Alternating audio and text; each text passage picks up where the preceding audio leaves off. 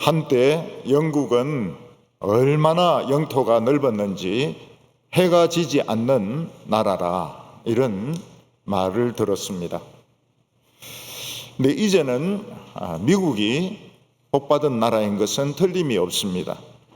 영국의 영토도 줄어들고 프랑스의 영토도 줄어들고 모든 나라의 영토가 줄어드는 가운데 미국만이 영토가 많이 넓어졌습니다. 미국이 제정 러시아로부터 알래스카를 헐값으로 산 것은 어마어마한 복이었습니다. 겉으로 보기에는 알래스카가 얼음이 덮여있는, 눈이 덮여있는 불모의 땅이지만은 그 안에 석유도 있고 금도 있고 가스도 있고 그 안에 나오는 지하자원 그것만 팔아도 그 알래스카의 땅값은 다 지불하고도 남을 정도였습니다. 만약 제정 러시아가 알래스카를 미국에 팔지 않았더라면 러시아는 유럽과 아시아와 아메리카까지 차지하는 정말 해가 지지 않는 세계적인 강대국이 되었을 텐데, 눈앞에 보이는 그 돈 때문에 그 엄청난 땅덩어리를 헐값에 팔아넘기고 말았던 것입니다. 미국은 하와이도 자신들의 영토로 만들어 가지고 아주 태평양 한가운데 미국이 있습니다. 미국이 이렇게 크니까 뭐 온갖 것을 다 할 수 있습니다. 뭐 관광도 할 수 있고 또 자동차나 IT도 만들 수도 있고 뭐 별의별 것을 다 할 수 있는 그런 큰 나라가 되었습니다. 러시아는 그냥 완전히 갇혀있는 나라가 되니까 결국은 북극만 품고 있으니까 어떻게 하든 뚫고 나가려고 애를 쓰는데 그게 됩니까? 우크라이나까지 나토에 가입한다 이러니까 막 기를 쓰고 싸우고 있습니다. 나토에 가입하지 말라고. 종교적으로는 가톨릭은 정체 상태입니다. 특히 프랑스를 위시해서 많은 사제들이 이 아동 성범죄를 저질렀기 때문에 천주교는 더 이상 커지지가 않습니다. 한국만 한때 천주교가 막 부흥이 되었습니다. 그러다가 사제들이 너무 이념화가 되는 바람에 냉정이라 이렇게 해서 교회 안 나오는 신자들이 많습니다. 교회 나오는 신자들은 8%밖에 되지 않습니다. 등록된 천주교 신자의 8%만 성당에 나오고 있습니다. 불교도 정체 상태입니다. 특히 우리나라 같이 돈이 많은 불교는 썩게 되어 있습니다. 돈이 많으면 종교는 자관 썩습니다. 이슬람은 확장되고 있습니다. 아마 하루에 5번씩 기도하는 그게 큰 동력이 되는 것 같아요. 이슬람은 세계적으로 확장이 되고 있습니다. 영국에는 거의 이슬람 신자들이 개신교 신자보다 훨씬 많습니다. 우리나라도 이슬람 사원을 지으려고 이러는데 뭐 이름은 말하지 않겠지만 우리 교인이 막 거기 가서 방해하고 막 이러는 바람에 지금 못 짓고 있습니다. 그래서 제가 항상 그 교인 보고 조심합니다. 이슬람의 리스트가 올라가 있는 것 같으니까 조심해라고. 기독교는 정체 상태입니다. 특히 한국 기독교는 코로나 이후로 완전히 폭탄에 맞아가지고 교회에서 예배 드리는 거 보면 빈자리가 훨씬 많습니다. 모든 교회가 다 그렇습니다. 그거는 그 기독교의 진리보다는 이런 양적인 성장, 이런 건물, 이런 데 치중을 했기 때문에 기독교가 그 힘을 잃어버린 겁니다. 미국의 워싱턴에서 에스베리 신학교에서 부흥이 일어났습니다. 채플이 끝난 뒤에 어떤 한 학생이 일어나서 아직 사랑을 깨닫지 못하는 사람은 우리 남아서 기도하자. 이러니까 한 20, 30명이 모여서 기도를 하기 시작했습니다. 그 다음 날도 한 20, 30명이 나와서 기도하고, 그 다음에는 소문이 나니까 점점 많은 사람들이 와서 기도를 하기 시작했습니다. 나중에는 일반인들도 들어와서 기도하고, 한 20군데 대학교도 이 에스베리 신학교의 그 기도에 동참을 했습니다. 나중에는 몇 명이 모였는가 하면 한 15,000명 정도가 모였는데, 이 채플이 있는 건물에 들어가려고 사람들이 얼마나 줄을 서 있는지, 그 줄 서 있는 그 자리에서 앉아가지고 소그룹을 만들어가지고 거기서 기도하고 거기서 바이블 스터디도 하고 이러면서 그 시간을 보내었습니다. 근데 이 에스베리 그 부흥 운동에 옥의 티라고 하면 거기서 주동 역할을 했던 사람들이 동성애자라는 겁니다.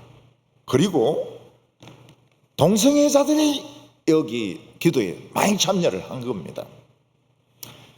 그래서 많은 크리스찬들은 에스베리의 부흥운동은 진짜 부흥운동이 아니다, 뭐 음악이라든지 이런 분위기에 도취가 되어서 사람들이 그렇게 많이 모였을 것이다, 이렇게 생각하는 사람도 있습니다.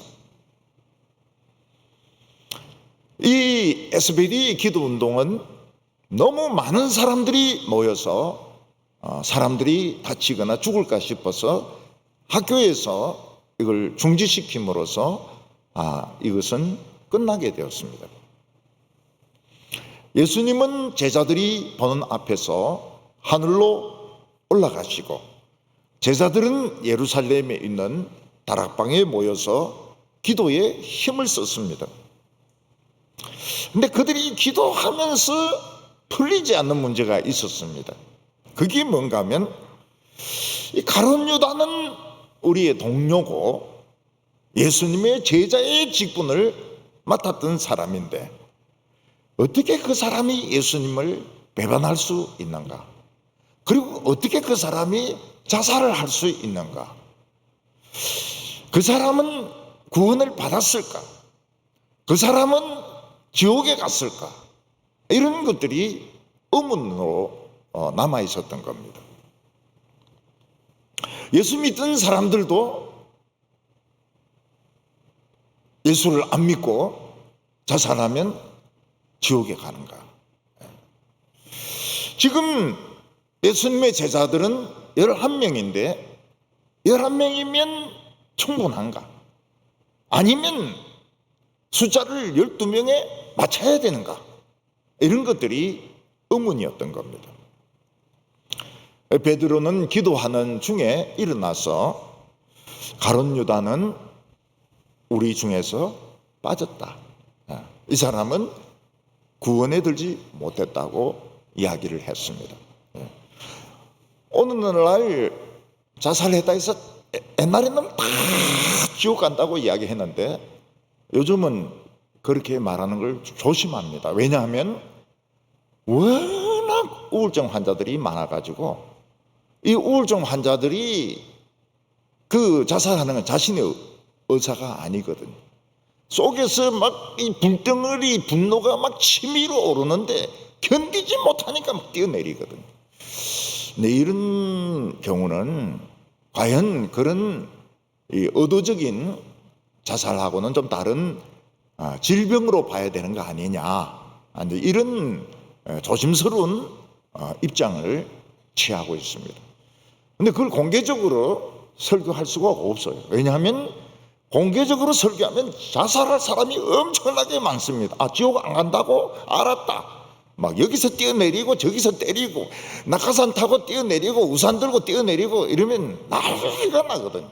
그래서 굉장히 조심스러운 문제입니다. 저도 어렸을 때 뛰어내렸습니다. 우산 들고. 자살하려고 뛰어내린 건 절대로 아닙니다. 정말 이게 낙하산이냐 아니냐 그거 확인하려고 실험한다고 뛰어내렸는데 뭐 낙하산은 무슨 낙하산입니까? 바로 그냥 떨어져 가지고 얕은 데서 뛰어내렸기 때문에 뭐 다친 데도 없고 오늘날은 설교를 할 때 조심해야 됩니다. 질병으로서 우울증 환자들이 너무 많으니까요. 그래서 말을 하면 안 돼. 건드리면 안 돼. 건드리면 터져버려요. 말을 해도 좋은 말 해야지 직선적으로 뭔가 말하면 뛰어내려버립니다. 이건 자기의사가 아니에요. 오늘 첫 번째는 이 가룟 유다가 배신한 의미가 뭐냐 하는 것입니다. 예수님께서는 누구든지 나를 믿는 자는 영생을 얻었고 심판에 이르지 아니하나니 사망에서 생명으로 옮겼다고 말씀하셨습니다. 그러면 예수 믿는 사람들은 다 구원을 받은 사람 아닙니까? 다 구원을 받은 사람이거든. 그런데 요즘은 크리스찬답게 살지 못하니까 유보된 구원이다 이런 용어를 만들어 가지고 결국은 천주교 같이 죽어봐야 한다 이렇게 주장하는 학자들도 많이 있습니다. 보수적인 입장에서 아주 유명한 한국 신학자가 하는 말이 그겁니다. 유보된 구원이다. 구원이 확정적이 아니고 죽어봐야 된다 그 소리거든요. 그럼 우리 예수 믿는 사람들은 예수 믿으면 다 구원 받았다, 사망에서 생명으로 옮겨졌다, 이 거짓말 아니냐 이렇게 생각할지도 모르겠습니다. 다른 사람도 아닌 예수님의 12제자 중에 한 사람인 가룟 유다가 돈을 받고 예수님을 팔았습니다. 심지어는 예수 잡는 그 군병들을 에스코트를 했습니다. 그리고 나중에는 양심의 가책이 와가지고 목을 메어서 자살을 했습니다. 그는 예수를 믿었는데 나중에 예수님을 배신했기 때문에 천국에 갔을까? 지옥에 갔을까? 왜 배신했을까? 이제 이런 것들이 기도하면서 계속 마음에 걸리는 거예요. 120명의 마음속에 걸리는 겁니다. 근데 분명한 것은 가룟 유다가 살았더라면 더 골치 아픕니다. 이 사람은 제자들까지도 잡도록 앞장서서 다녔을 가능성이 많습니다. 제자들은 아무도 가룟 유다가 배신할 줄 몰랐습니다. 왜냐하면 젠틀하거든요. 제일 젠틀한 사람이 가룟 유다입니다. 그는 신사적이었고 거의 끝까지 다른 사람들은 예수님을 버리고 떠났지만 거의 최후의 만찬까지 예수님을 따랐던 사람, 이런 사람이 예수님을 팔아먹을 거라고는 아무도 생각을 못했습니다. 존 번연이 쓴 철로역정을 보면 지옥문이 두 군데 있다고 말하고 있습니다. 하나는 이제 처음 예수 믿을 때 지옥문이 있습니다. 그렇지 좁은 문을 통과해가지고 길을 가는데 담을 넘어서 넘어오는 사람들이 있습니다. 그래서 크리스찬이 이야기합니다. 왜 좁은 문으로 들어오지 않고 담을 뛰어넘어서 들어오냐 이래 물어보니까 그 두 사람이 좁은 문으로 들어오려면 너무 돌아서 와야 된다는 거예요. 그래서 우리는 그냥 길도 가깝고 쉽고 이러니까 우린 담을 넘어서 들어온다. 봐라, 우리 지금 다 같은 길 가고 있는 거 아니냐? 우리 같이 다 예수 믿는 거 아니냐? 좁은 문으로 들어오든 담을 넘어서 들어오든 무슨 차이가 있느냐? 그러면서 이제 세 명이 갑니다. 근데 고난의 언덕이 나타났습니다. 그 고난의 언덕으로 가야 되는데 이 담을 넘어서 들어온 사람들은 우리가 왜 고난을 받아야 돼? 우린 고난받을 필요가 없어. 그래서 하나는 이쪽으로, 하나는 반대쪽으로, 그리고 둘 다 지옥문에 빠져가지고 보이지 않게 됩니다.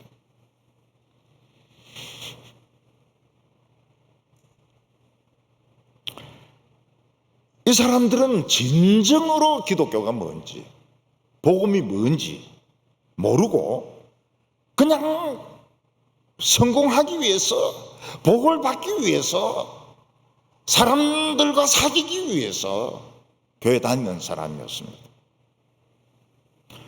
얼마 전에 사람들이 많이 모이는 교회입니다. 목사님은 설교 시간에 유행가를 5곡을 불렀습니다. 그것도 막 굉장히 잘 불렀어요. 그 유행가를 5개를 부르는 그 목사님의 설교에는 복음이 없었습니다. 복음이 전혀 없었어요. 그런데도 많은 사람들이 그 설교가 은혜스럽다 이래가지고 그 교회에 모이는 겁니다. 그게 담치기. 또 하나의 지옥문은 천국 거의 다 갈 수 있습니다. 천국 거의 다 갔는데 끝에 가가지고 실족을 해가지고 언덕에서 굴러 떨어지는데 거기 또 지옥문이 있어가지고 사람들이 지옥에 빠집니다. 사울왕도 처음엔 잘 믿었습니다. 근데 끝에 가서 망했습니다. 가룟 유다도 처음엔 잘 믿었습니다. 근데 끝에 가서 망했습니다. 다 지옥으로 갔습니다. 예수님은 뭐라고 말씀하셨습니까? 나더러 주여 주여 하는 자마다 다 천국에 들어갈 것이 아니요 아버지의 뜻대로 행하는 자라야 들어갈 것이라고 말씀하셨습니다. 많은 기독교 지도자들이 잘 믿었습니다. 잘 봉사했습니다. 근데 끝에 가가지고 하나님 말씀 무시하고 돈과 명예와 자기 생각에 빠져가지고 그 천국 문 앞에서 지옥으로 떨어지는 겁니다. 천루역정에 보면 천국에 가는데 지옥문은 아니고 고난의 그런 과정도 많이 있습니다. 그 중에 하나가 무엇인가 하면 이 사망의 골짜기가 있습니다. 이 사망의 골짜기는 한쪽에는 아주 썩은 물이고 독이 있는 썩은 물이고 한쪽은 절벽입니다. 근데 캄캄한데 그 길을 통과를 해야 됩니다. 그렇지 않은 그 길을 통과할 때 귀신 소리가 엄청나게 들립니다. 그런 소리를 참아가면서 사망의 골짜기를 통과를 해야 되는 겁니다. 또 하나는 뭔가 하면 허영의 시장입니다. 허영의 시장에는 안 파는 것이 없습니다. 그는 명품도 팔고 명예도 팔고 영혼도 팔고 육체도 팔고 학문도 팔고 온갖 것 다 팝니다. 여기서 크리스찬과 믿음은 그 사람들과 생각하는 게 다르다 해서 감옥에 갇힙니다. 그리고 철창에 들어가게 되는데 믿음이 먼저 사형을 받습니다. 그리고 그렇지 않은 그 허영의 시장을 탈출하는데 성공을 합니다. 우리는 지금 허영의 시장을 통과하고 있습니다. 백화점에 가면 온갖 명품이 다 있습니다. 또 거리에 가면은 온갖 먹을 것이 다 있습니다. 온갖 재미있는 게임과 놀이들이 다 있습니다. 근데 거기 붙들리면 실패하는 겁니다. 그거를 통과하려면 순교를 당해야 될지도 모릅니다. 그리고 이 크리스찬이 비가 막 쏟아지는데 좀 지름길로 가려고 소망이라는 친구하고 같이 길을 이탈해서 지름길로 들어가는데 그 길이 절망의 거인이 사는 성이었습니다. 거기서 자다가 붙들려 가지고 매일 두들겨 맞습니다. 절망의 거인에게 매일 두들겨 맞는데 자살해라고 매일 두들겨 팹니다. 이 절망의 거인에게는 부인이 있는데 그 부인의 이름이 자포자기입니다. 그래서 자포자기 해라고. 오늘 우울증에 걸린 분들은 이걸 이해를 할 겁니다. 매일 자살해라고. 매일 자살해라고. 이 절망의 거인이 매일 두들겨 패는 것을 느낄 겁니다. 크리스찬과 소망은 그 길 빠져나옵니다. 약속이란 열쇠, 하나님 말씀 가지고 그 거인의 성을 빠져나옵니다. 마지막으로 요단강을 건너면서 이 크리스찬이 절망을 합니다. 옆에 있는 소망에게 난 숨을 쉴 수가 없습니다. 나는 점점 깊은 물속에 빠져들어가고 있습니다. 내가 지금까지 믿었던 거 아무 소용이 없어요. 이러니까 소망이 옆에서 아니라고. 당신은 이 강을 건널 수 있다고. 그 강이 이제 죽음의 강입니다. 이 강을 건널 수 있다고. 이 강을 건너갑니다. 크리스찬하고 소망은 건너가게 됩니다. 16절에 보면 형제들아 성령이 다윗의 입을 통하여 예수 잡는 자들의 길잡이가 된 유다를 가리켜 말씀하신 성경이 응하였으니 마땅하도다. 제자들은 어떤 현상에 대해서 어떤 일에 대해서 자기 멋대로 생각하지 않습니다. 그들은 전부 기도하고 성경을 묵상하는 가운데 답을 찾았습니다. 베드로는 가룟 유다의 배신에 대해서 깊이 생각을 했습니다. 배신은 우리가 할 것 같았는데 베드로는 나는 예수님을 진짜 부인했는데 3번씩이나 부인했는데 다른 제자들도 다 도망갔는데 왜 유다만 죽었을까? 유다는 하나님의 말씀을 붙들지 않고 자기 생각과 자기 감정을 붙들었습니다. 물론 양심의 가책은 느꼈지만 그로는 구원을 받지 못했습니다. 베드로는 다윗의 시편을 묵상하면서 예수를 믿지만 가룟 유다 같이 고의로 예수님을 배반한 자는 자살하든지 말든지 지옥 갈 수 있다 하는 확신을 가지게 되었습니다. 만약 다윗도 없습니까? 다윗도 다른 신하에 부인하고 죄를 짓고 그 신하를 죽게 만들고 그리고 회개 안 했더라면 다윗은 어디로 갔겠습니까? 살인자요 음행을 행한 자가 어디를 가겠습니까? 지옥으로 가죠. 다윗이 지옥에 가면 제일 먼저 환영할 사람이 있습니다. 골리앗입니다.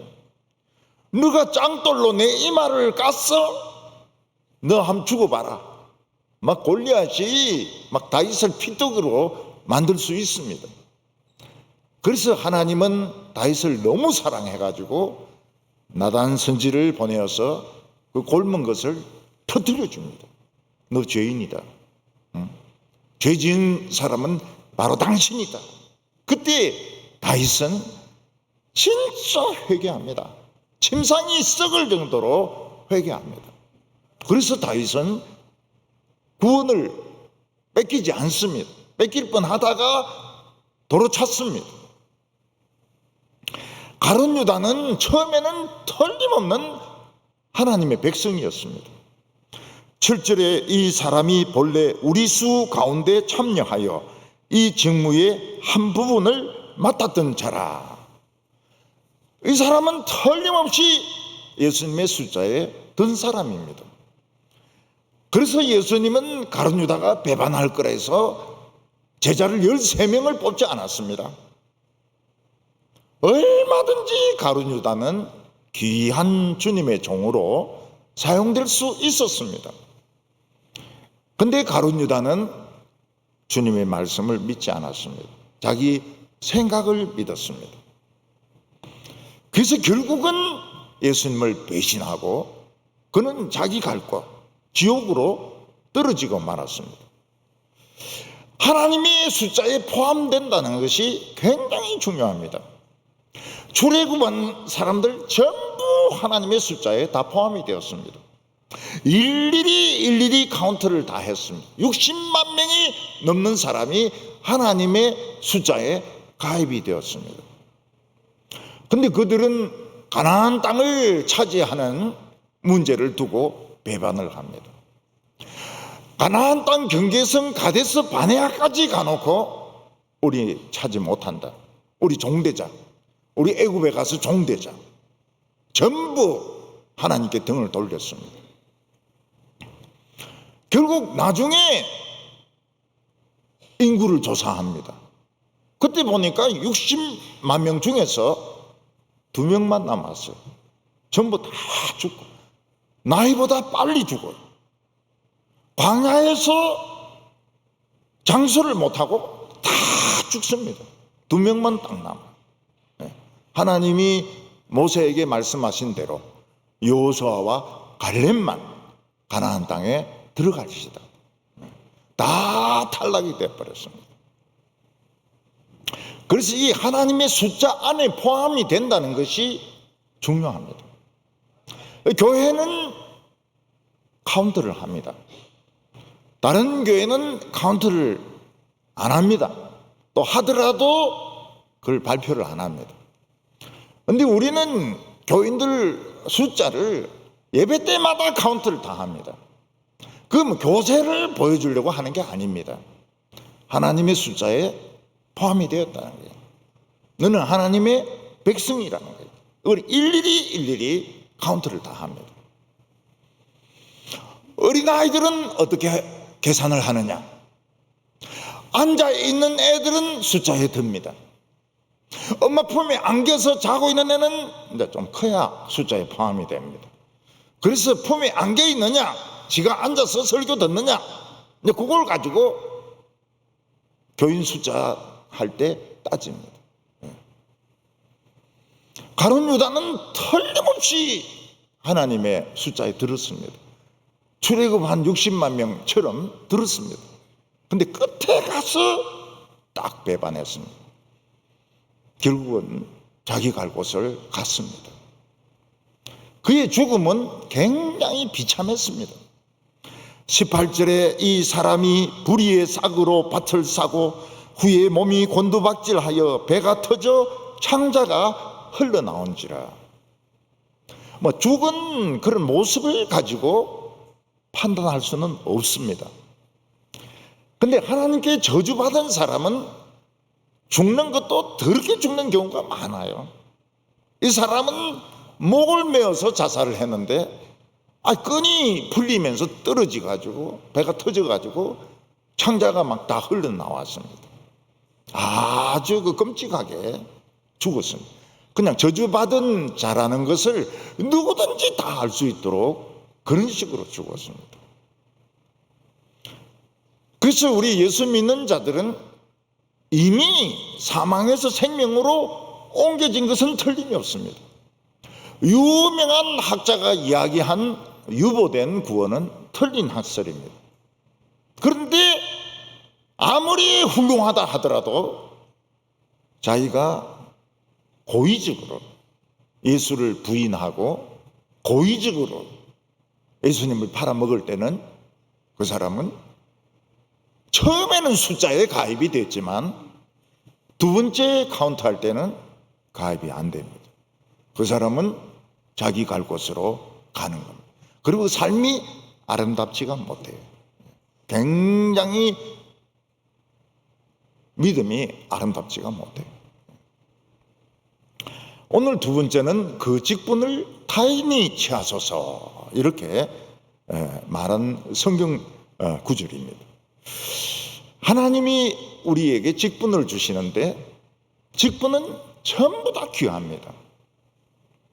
이 직분은 우리가 하나님의 대리자요, 말씀의 대언자요, 영혼을 살리는 그런 직분으로 우리가 다 받은 것입니다.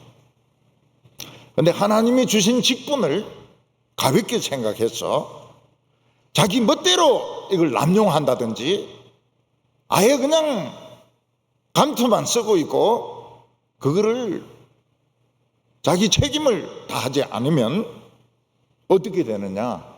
그 직분을 뺏긴 것이 됩니다. 타이틀은 가지고 있어도 뺏긴 게 돼요. 우선 가룟 유다의 죽음은 온 예루살렘에 다 알려졌습니다. 19절에 이 일이 예루살렘에 사는 모든 사람에게 알려져 그들의 말로는 그 밭을 아겔 다마라 하니 이는 피밭이라. 가룟 유다는 예수님이 죽기 전에 은삼십을 도로 가지고 가서 제사장에게 물리달라고 했습니다. 그러니까 제사장이 못 물리주겠다, 네가 책임지라. 그러니까 그 돈을 성전에 집어 던져버립니다. 그리고 나가서 자살을 해요. 토기장, 이 제사장은 이 돈을 성전 금고에 넣을 수가 없다, 교회 헌금으로 넣을 수가 없다.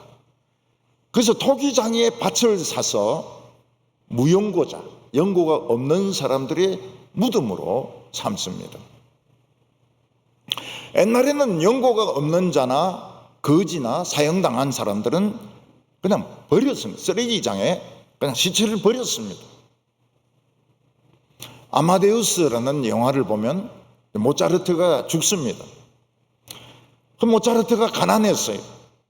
그러니까 사람들이 수레로 그 시체를 실어 가가지고 관도 없고 그냥 쓰레기장에 그냥 버려버립니다. 음악의 천재였던 모차르트의 장례로는 너무나도 비참한 장례였습니다. 사람들은 가룟 유다가 던진 그 돈으로 산 밭을 피밭이라고 했습니다. 피밭. 피밭. 이 피밭이 무슨 뜻일까? 왜 사람들은 그 밭을 피밭이라고 불렀을까? 가룟 유다가 그 돈을 못 쓰고 죽었기 때문에 피밭이라고 했을까?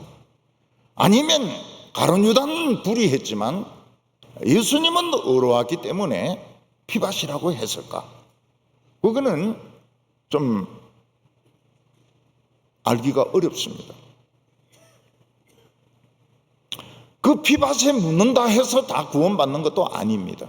자오간 그 밭은 보통 밭이 아니고 피로 누군가가 죽고 산 밭입니다. 그래서 저는 그 피가 예수님의 피일 가능성이 높다고 봅니다. 우리 교회는 피 헌금을 드리는 분들이 있습니다. 아들이 죽었습니다. 딸이 죽었습니다. 본인이 죽습니다. 그런데 통장에 있는 돈을 교회 헌금으로 바칩니다. 그 돈은 피헌금입니다. 피헌금. 보통 헌금이 아니에요. 장사한 헌금하고 다릅니다. 생명을 바친 겁니다. 참 귀한 헌금이죠. 피가 묻어있는 헌금. 죽으면서 바친 헌금. 아주 귀한 헌금이죠. 베드로가 묵상한 다윗의 예언은 시편 69편 25절이었습니다. 20절 상반절에 보면 시편에 기록하였으되 그의 거처를 황폐하게 하시며 거기 거하는 자가 없게 하소서. 거처가 황폐하니까, 집이 다 부서졌으니까 사는 사람이 없는 겁니다. 집은 참 희한합니다. 사람이 사는 것과 안 사는 것을 집은 귀신같이 알아냅니다. 그 사람이 안 살면 어떻게 됩니까? 집이 굉장히 썰렁해요. 아주 썰렁합니다. 굉장히 냉기가 있습니다. 근데 사람이 사는 집은 따뜻해요. 사람 사는 그 느낌이 옵니다. 가룟 유다의 집은 완전 황폐해가지고 아주 냉기가 있는 집입니다. 가룟 유다는 죽는다는 말이죠. 다윗은 예수님의 제자 중에 한 사람이 그렇게 망할 줄 알은 겁니다. 집이 팍싹 무너지고 냉기가 가득 차고 본인은 죽는 이런 일이 있을 것을 다윗은 성령의 가르침으로 알았던 것입니다. 20절 하반절에 보면 또 일러서되 그 직분을 타인이 취하소서. 요거는 정확한 구절을 인용한 것이 아닙니다. 그러나 구약 성경을 이렇게 보면은 자신의 직분을 뺏기는 사람들이 상당히 있습니다. 사울도 왕의 직분을 뺏기고 엘리 제사장도 왕의 직분을 뺏기고 엘리의 후손들도 제사장의 직분을 뺏깁니다. 그래서 그 직분을 타인이 취하소서 하는 것은 다윗의 시편에 나오는 구절은 아닙니다. 구약의 어떤 정신이 그렇다는 겁니다. 오늘 하나님의 종들 중에서 자신의 직분을 뺏기는 사람도 있고 스스로 포기하는 사람도 있습니다. 목사님들 중에서 7계를 범하면 어떻게 됩니까? 이거는 그 직분을 뺏기게 되어 있습니다. 어떤 목사님은 어리석게도 목양실에 있는 텔레비전에 포르노를 연결을 해놓은 겁니다. 재정장로가 이제 영수증을 검토하다 보니까 텔레비전 그 영수증에 모르는 번호가 뜬 거예요. 그래서 이건 무슨 해가 딱 눌려보니까 포르노라. 그 시간을 보니까 설교 준비할 시간이라. 준비할 시간에 목사님이 설교 준비 안 하고 이런 걸 본 거라. 그래서 재정장로가 이제 그걸 이제 이야기를 하니까 장로님들이 이건 안 된다. 응? 목사가 설교 준비하는 시간에 그런 걸 야한 동영상을 봐가 되냐? 사임을 시켰어요. 바보 아닙니까? 왜 목양실에 포르노를 인터넷을 연결시킵니까? 저는 아예 인터넷이 안 됩니다. 그래서 아무것도 못해요. 설교 준비밖에 못합니다. 포르노 안 보려고 그런 건 아니에요. 저는 그런 것도 몰라요. 모르는데 아예 내 방에는 인터넷이 없어요. 인터넷이 없고 내 노트북에는 오로지 타자 기능밖에 없습니다. 바보 같은 놈이 뭐 때문에 그래? 목양실에 그걸 인터넷을 연결해 가지고 그런 수모를 당하냐 이거죠. 어떤 목사는 큰 교단의 총회장입니다. 우리 교단만큼 큰 교단의 총회장입니다. 근데 이 교인을 데리고 먼데 무인 모텔에 가가지고 뭘 했는지 모르죠. 그리고 나오다가 추격한 장로들이 딱 막았어가지고 잡힌 거예요. 그 목사 말은 뭡니까? 여기서 신앙 상담을 했다 이거예요. 몇 킬로 떨어진 그 무인 모텔에서 상담을 했다는 거예요. 그게 한 번만이 아니. 그러니까 장로들이 이번에 출동할 때는 차가 3대가 출동해가지고 앞, 옆 다 막은 겁니다. 다 막고 목사를 끌어냈어요. 아주 큰 교단입니다. 그 교단. 그런 교단의 총회장이 무인 텔에 가서 여자하고 상담했다. 상담했다 했으니까 상담했겠죠. 그러면 그 총회는 다 썩습니다. 상담하고 다 썩습니다. 완전히 썩어 문드러진 교단인 겁니다. 어떤 장로는 당회만 하면 소리 질러요. 소리 지르라고 장로를 뽑은 겁니까? 소리 지르면 안 되죠. 여기가 뭐 국회 청문회도 아니고 그 소리 지르는 사람이 있어요. 그래서 제가 옛날에 물어봤습니다. 왜 그래 소리를 지르냐 이랬더니 귀가 어두워서 그렇다는 거예요. 그래서 이제 보청기를 썼는데 또 막 소리를 질러요. 그래서 왜 그래 소리 지르냐 이랬더니 보청기를 빼놓은 거예요. 이게 이제 라디오 같이 막 잡음이 들리고 이러니까 이걸 이제 끼기가 싫은 거예요. 장로들 중에서 세목사 오면 쫓아내고 세목사 오면 쫓아내고 그런 장로들이 수두룩합니다. 교회 쪼개고. 근데 제가 놀란 게 뭔가 하면 교회가 박살이 났어요. 한 700명이 모이던 교회가 100명짜리로 2개로 쪼개진데 하나는 100명 조금 안 되고 하나는 한 50명 되고 그 사람들 장로 다 합니다. 근데 굉장히 놀랐어요. 교회는 박살이 났는데 전부 장로는 끝까지 해요. 나중에 지켜봤어요. 저기 어떻게 하나 원로 장로까지 하더라. 참 미쳐도 많이 미쳤죠. 그래서 대구는 이런 데구나. 교회는 깨지도 상관이 없어요. 자기 장로직에 목을 매는 거예요.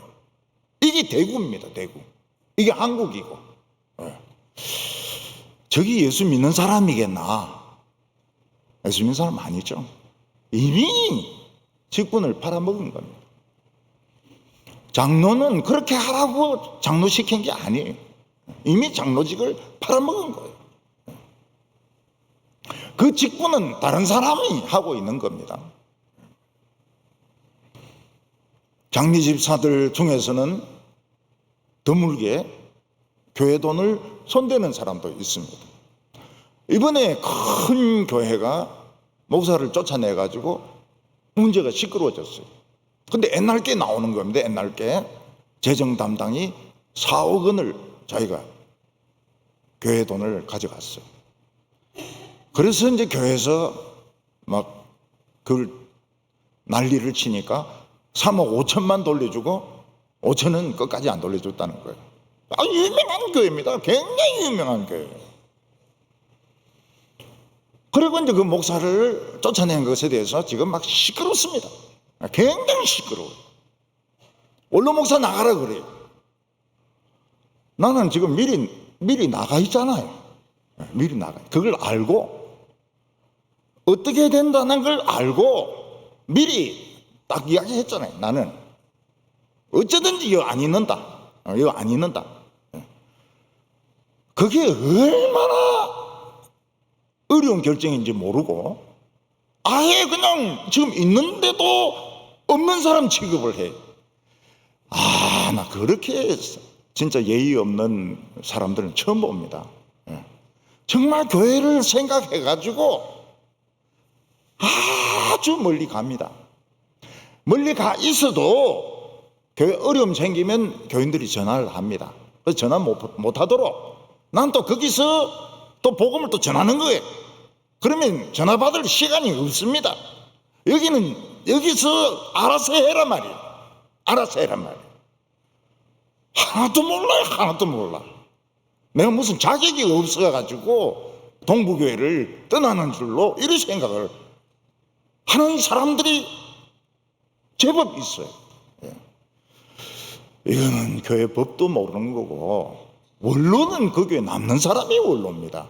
근데 우리 교회는 안 남으려고 그래요. 왜냐하면 다음 목사에게 걸림돌이 될까 싶어가지고. 다음 목사가 장로들하고 같이 협의해가지고 교회를 은혜스럽게 이렇게 해나가라고. 그래서 외국에, 미국으로 가든지 일본으로 가든지 그렇게 하는 겁니다. 그렇게. 그게 직분을 잃어버리냐? 그건 직분을 잃어버리는 게 아닙니다. 직분을 아름답게 살리는 거죠. 교회를 사랑해가지고. 목사들 중에서 교인들이 설교가 싫다 해가지고 나가라고 합니다. 복음적인데. 그건 직분을 잃어버리는 게 아닙니다. 발에 먼지를 털어야죠. 나가면서 나는 먼지를 털고 나갑니다. 자꾸 돈 받을 생각하지 말고, 뭐 돈 주면 받고 먼지를 털어버려야 돼요. 하나님이 주신 직분을 귀하게 생각해야 돼요. 장로는 장로답게. 장로가 당회장이 아니잖아요. 담임 목사가 조용하잖아요. 근데 왜 떠들고 설치고 이래 하냐 이게. 아주 이거는 직분 팔아먹은 거예요. 목사는 언제까지 목사입니까? 목사는 죽을 때까지 목사입니다. 목사란 타이틀은 죽을 때까지 목사입니다. 그래서 때를 얻든지 못 얻든지 복음을 전해야 됩니다. 지금 목사들은 은퇴하면 자꾸 쉬려고 그래요. 여러분, 죽으면 쉴 시간이 많습니다. 죽으면 누가 건드리지도 않고 말도 안 걸고 놀 시간이 굉장히 많아요. 살아있을 때는 어떻게 하든지 말씀을 전해야죠. 저는 어디 처음에는 창고 같은 걸 빌려가지고 거기서 이제 그 세미나식으로 하려고 그랬어요. 근데 요즘은 창고를 빌리는 것도 좀 쉽지도 않고, 운영도 좀 문제가 되고, 아니면 좀 다른 교회 중등부로 들어가가지고 중등부 선생을 하든지, 그것도 금방 소문이 납니다. 동북의 김서택 목사님이 어떤 교회 가서 중등부 선생한다더라. 이 생각이 어느 교회 가죠? 금방 압니다. 본목사가 김선택 목사님 왔다. 오늘 몇 부 예배 드리고 갔다. 다 알아요. 저신이 생각을 좀 많이 하고 해야 되는 겁니다. 죽을 때까지 복음은 전하되 어떻게 하든지 교회가 시험이 안 들도록. 근데 참 감사한 것은 교인들이 모를 줄 알았어요. 아무도 말을 안 하니까. 근데 개인적으로 만나면 다 그 이야기를 해요. 25년 동안 고생 많이 했습니다. 우리 교회 와서 고생 진짜 많이 했습니다. 그리고 정말 한 길로 달려왔는데 그 설교 때문에 내가 오늘 살아 있습니다. 그 이야기를 다 해요.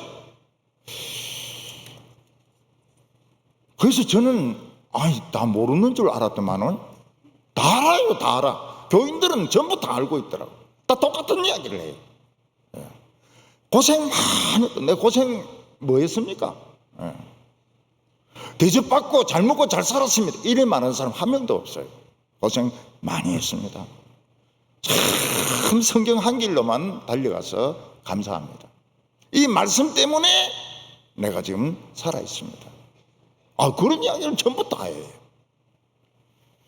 제가 왜 이 이야기를 하는가 하면 직분을 뺏기는 게 뭐냐 그걸 이야기하려고 하는 겁니다. 장로 타이틀에 목숨을 걸어도 교회를 분란을 일으키고 교회를 쪼개고 그리고 제멋대로 권한을 남용하는 것은 이거는 직분을 잃어버린 거예요. 이 장로가 아니에요. 장로가 아니에요. 장로는 그런 일을 할 수가 없어요. 목사는 나이와 상관이 없습니다. 그래서 제 나이를 묻지 마세요. 내 나이가 어쨌어요. 목사는 나이와 상관이 없습니다.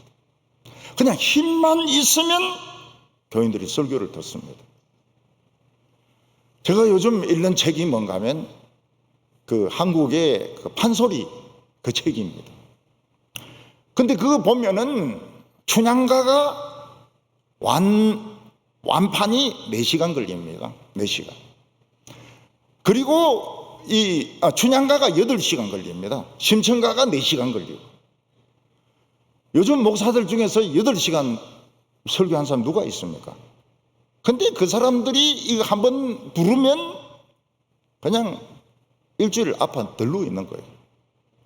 근데 심청가, 춘향가 뭐 이런 거를 부릅니다. 그거 북에 맞춰가지고. 예. 그것도 소리가 얼마나 고음을 내야 되는지 몰라요. 예. 목사는 왜 그래 못하는 거예요? 목사는. 예? 목사는 왜 20분 설교하고 헥헥거리냐 이거예요. 판소리는 8시간을 하는데. 그러니까 이 생각을 잘못해도 너무 생각을 잘못하고 있다. 이렇게 저는 판단을 하는 겁니다. 아니, 설교를 하려면 그 정도는 해야지. 응? 8시간 정도는 해야지.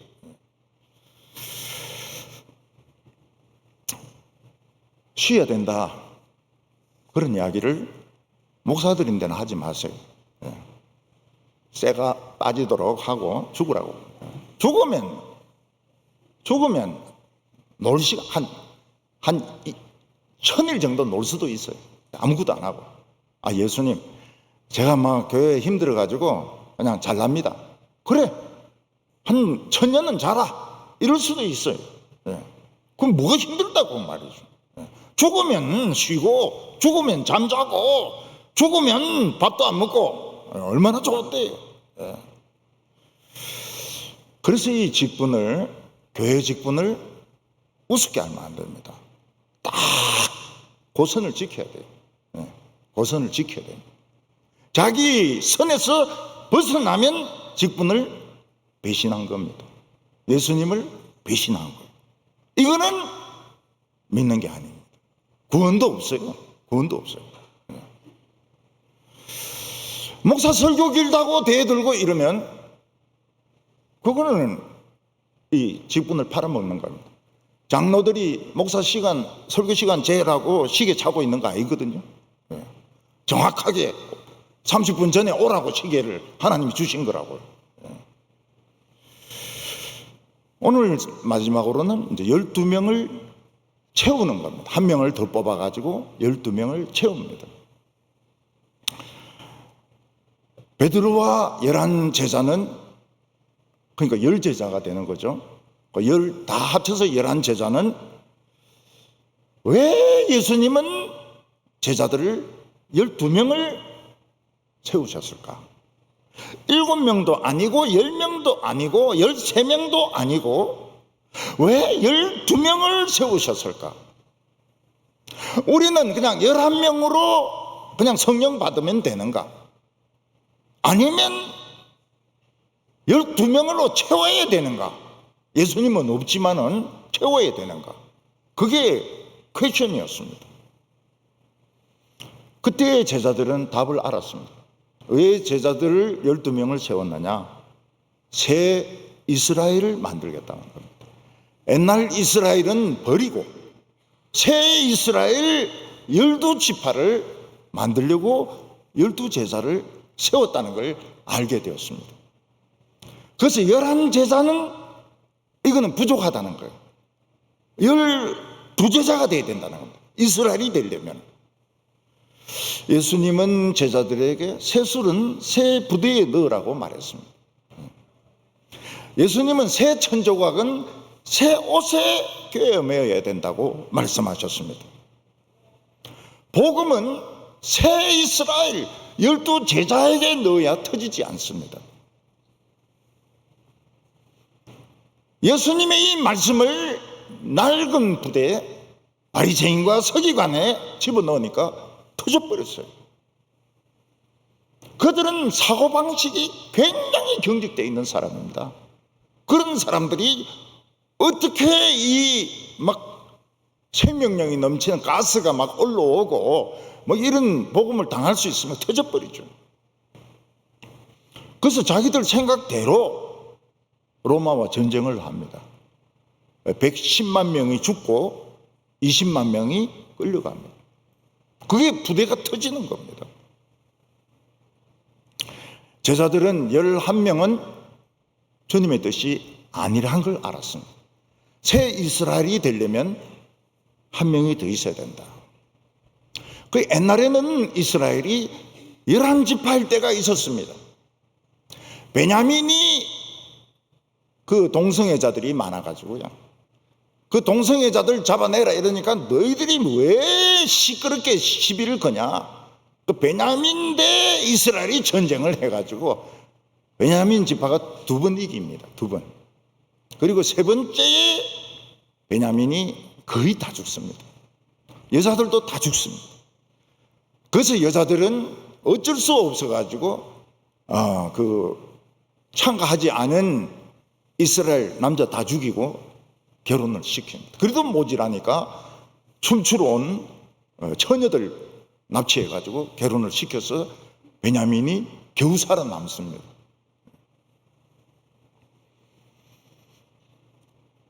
이게 이제 11지파의 비극인 겁니다. 또 11지파의 비극이 뭔가 하면 원인은 모르겠어요. 단지파가 없어진 겁니다. 단지파가 그냥 없어진 것이 아니고 요한계시록에 다시 만들어질 새 이스라엘에도 단지파가 없습니다. 요셉 지파, 므낫세 지파, 그리고 단지파가 없어요. 그래서 유대인들도 지금 굉장히 연구를 많이 하고 있습니다. 단지파가 어디에 있을까? 그 러시아가 워낙 유대인들을 핍박하니까 러시아 사람들이 배를 타고 탈출합니다. 그 배 이름이 뭔가 하면 엑소도스입니다. 엑소도스. 출애굽입니다. 출애굽. 근데 그들이 이 가나안 땅으로 와요. 그 배를 타고 가나안 땅으로 옵니다. 이 사람들이 단지파냐? 단지파가 아니에요. 그 이제 한국에서는 그 영화가 영광의 탈출 이래가지고 이제 이게 영화가 상영이 됐는데 아주 옛날입니다. 아주 옛날. 저는 봤어요. 영광의 탈출. 뭔지도 모르고 단지파 이런 건도 모르고 봤어요. 그런데 러시아에서 탈출한 사람들이 단지파는 아니었습니다. 지붕의 바이올린. 그때 옛날에는 아주 유명한 뮤지컬이었습니다. 그 유대인 박해하는 그 내용입니다. 그것도 단지파가 아니에요. 그 우리 교회 미국 애가 하나 놀러 왔습니다. 그래서 안에 이제 둘러보고, 그 너는 어디 출신이냐 이러니까 러시아의 유대인이라는 거예요. 예쁘게 생겼어요. 여자애가. 할아버지가 러시아에서 살았다는 겁니다. 근데 그것도 단지파가 아니에요. 에집트가 공산화되면서 그 에집트 사람들 중에서 주들이 있습니다. 주들. 흑인 유대인들이 있습니다. 이 사람들이 산을 넘고 산을 넘어서 가나안까지 탈출을 합니다. 탈출에 성공을 해요. 이 흑인 유대인이 단지파인가? 아직까지 모릅니다. 몰라요.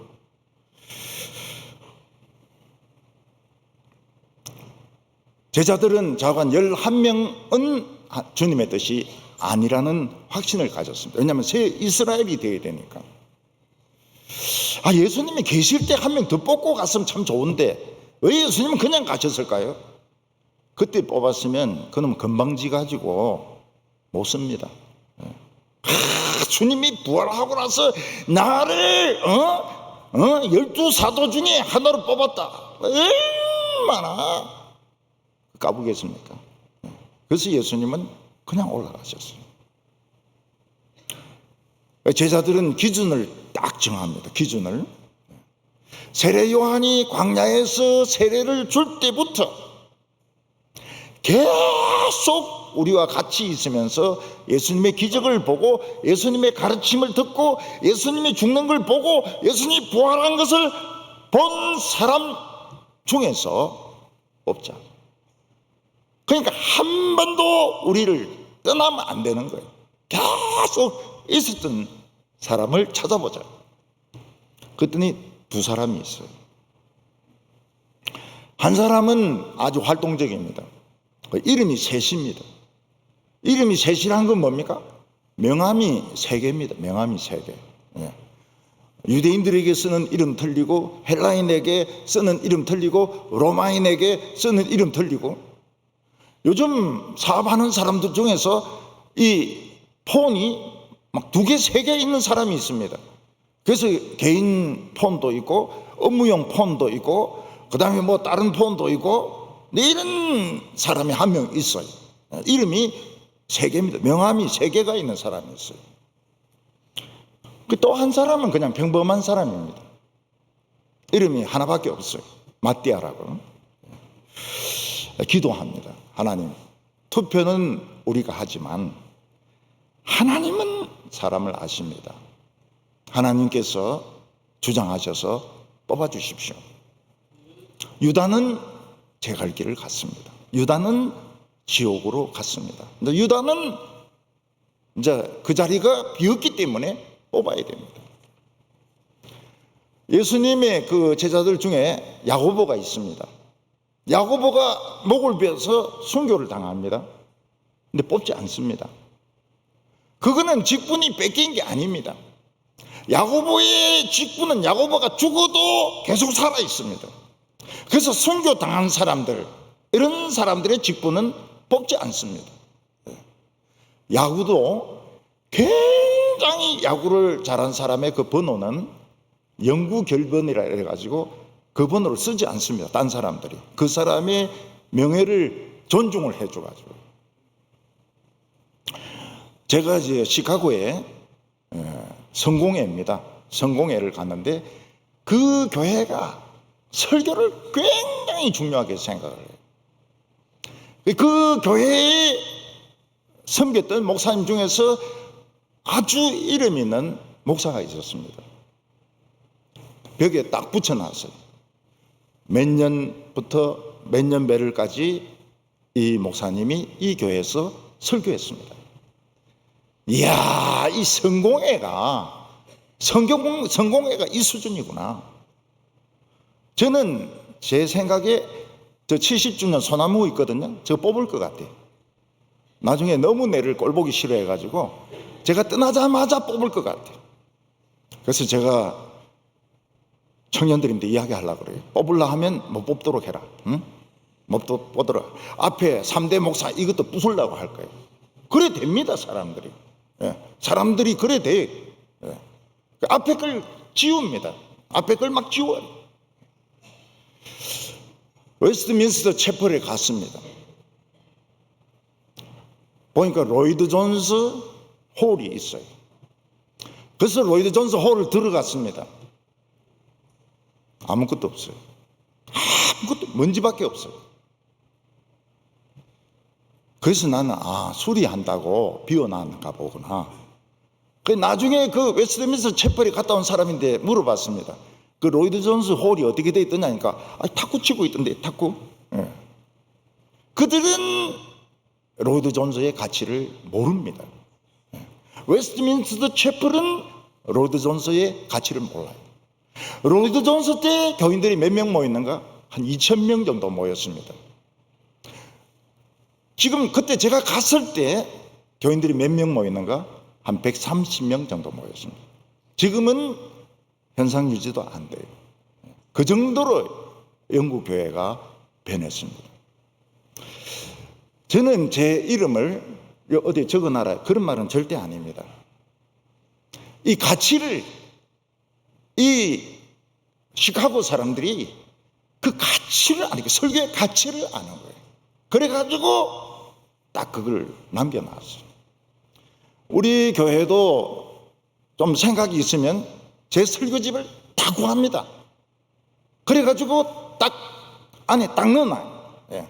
딱 넣어놔가지고 보관용으로 딱 없어진 것까지 찾아가지고. 예. 혹시 손으로 쓴 거 있으면 그것까지 찾아가지고. 근데 지금은 뭐 다 바빠가지고 그런 생각이 없어요. 예, 생각이 없어요. 근데 제가 우려하는 거는 이 동부교회도 웨스트민스터 채플 같이 그렇게 되려고 하는구나.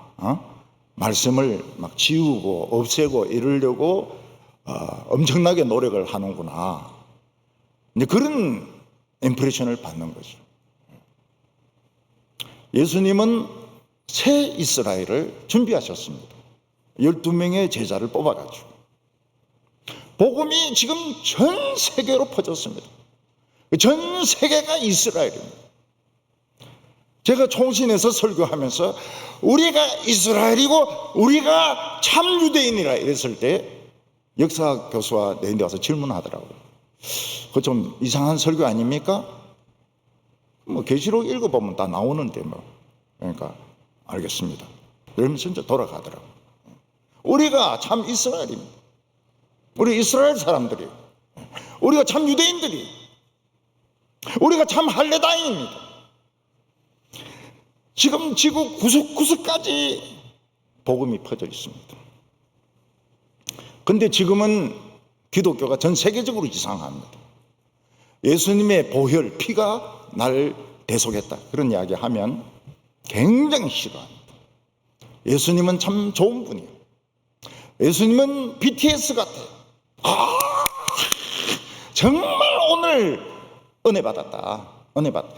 여러분, 우리 크리스찬인데 열심히 삽시다. 용기를 냅시다. 하나님은 우리와 함께 하십니다. 정말 오늘 은혜 받았다. 논문 쓸 때 성경은 하나님 말씀이다. 아예 심사에 들어가지를 않아요. 근데 뭐 한다고 미국이나 영국 박사를 찾습니까? 그 다 뻔한데. 제가 보스턴 대학에서 박사를 받은, 그때는 이제 그 과정을 밟고 있었죠. 그 목사님한테 물었습니다. 왜 쓸데없이 비싼 돈 내가지고, 그 석사도 좋은 대학이에요. 석사도. 석사도 남미의 하버드라고 하는 대학입니다. 아주 좋은 대학이에요. 그렇지만, 목회하는 데는 아무 쓸모가 없어요. 아무 쓸모가 없어요. 근데 물어봤어요. 뭐 한다고 그 보스턴 대학에 그래 비싼 돈 내고 다니냐 이러니까 청빙 받을 때 본다는 거예요. 박사 학위를 본다는 거예요. 청빙을 위해서 자기는 박사 학위를 받는다는 거예요. 그분이 서울의 큰 교회를 맡았습니다. 얼마나 그 장로들하고 싸웠는지, 막 쫓아내고 또 쫓아내고 철조망 치고 경찰이 동원되고 재판하고, 그게 그겁니다. 그게 그 결과예요. 우리는 하나님의 나라를 위해서, 우리는 장로교, 이것도 한 지파입니다. 감리교도 한 지파입니다. 침례교도 한 지파입니다. 순복음도 한 지파입니다. 옛날에 순복음교회를 인정을 안 해줬는데 지금은 순복음교회가 우리 장로교보다 더 성경 배우려고 그래요. 더 설교에 관심이 많습니다. 그 옛날 생각하면 안 돼. 그 12지파 이야기하면서 제가 침례교를 뺐습니다. 전에는 그 침례교 목사님이 저희한테 찾아왔어요. 목사님 설교 참 은혜스러운데 왜 침례교는 뺍니까? 침례교가 빠졌네요. 미안합니다. 내가 이 기억력이 안 좋아가지고 다음에 꼭 너가 할게요. 그러니까 감사합니다. 미국은 침례교가 굉장히 크거든요. 크고 복음적이고 약점은 다 있어요. 약점은 다 가지고 있습니다. 우리 장로교는 지금 격식 그리고 형식, 그것 때문에 다 망할 겁니다. 앞으로 다 망할 겁니다. 지금 교인들은 non-religious age, 종교가 없는 쪽으로 지금 가고 있습니다. 종교가 없는 걸 바람직하게 생각해요. 그래서 앞으로는 교회들이 텅텅 비게 될 겁니다. 그 사람들을 옛날 방식으로 막 권위적으로 아이고 안 옵니다. 미끼를 잘 써야 됩니다. 사람 낚는 어부는 미끼를 잘 써야 됩니다. 넣으면 걸리고 막 자동적으로 막 걸려 올라 미끼를 잘 써야 됩니다. 그러니까 그 어떤 이단들은 전도하는 여자가 전부 미스 코리아 수준인 거예요. 그러니까 막 멍청한 남자들이 막 들어와요. 그 놈이 얼마나 나쁜 놈인지 모르고. 우리는 주님이 주신 직분을 소중하게 생각하시기 바랍니다. 몸이 아파서 못하는 것은 어쩔 수가 없습니다. 그는 직분을 잃은 것이 아니 몸이 아픈데 어떻게 합니까? 그렇지만 주님의 직분을 우습게 알고 그 직분을 남용을 해가지고 월권을 하고 이거 다 지옥 갑니다. 분명히 뺏깁니다. 뺏기고 그거는 구원 못 받아요. 우리는 하나님의 일꾼이 되어서 참 교인들 보면 우리 찬양팀도 그렇고 성가대도 그렇고 지휘자도 그렇고 지휘자 빠지는 거 봤습니까? 반주자 빠지는 거 봤습니까? 결사적으로 합니다. 저는 그런 교회 처음 봤어요. 동부교회 같은 교회 처음 봤어요. 왜냐하면 여러 교회를 안 다녀봤기 때문에 이런 사람들 처음 봐요. 금요일 날도 막 수련회도 있고 이런데 결사적으로 와요. 처음 봐요 이런 교회는. 딴 데 안 가봐가지고요. 직분을 두렵게 생각하고 끝까지 잘 지키는 우리 성도들 되시기를 바랍니다. 기도드리겠습니다. 하나님 아버지, 참 가룟 유다는 너무너무 축복된 위치에 있었지만은 그는 끝까지 예수님을 믿지 못했습니다. 그는 비참하게 죽었고 그는 지옥으로 갔습니다.